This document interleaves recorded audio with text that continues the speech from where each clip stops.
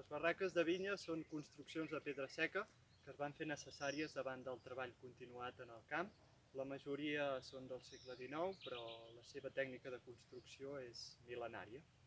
El que feien era agafaven les pedres de la propi terreny i les anaven apilotonant pedra sobre pedra i al final acabaven amb una teulada que incorporava una coberta d'argila on s'hi solien plantar lliris que el que feien era fixar la terra i evitar que s'anés erosionant.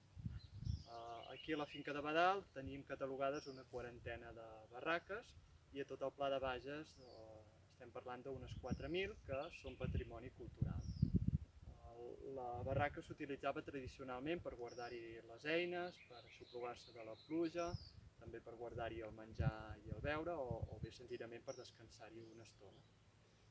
I aquesta doncs, és una de les barraques més especials de la finca perquè és de les que tenim millor conservades i perquè queda just davant de la parcel·la del 3.9, que és d'on tenim el nostre Villafinca.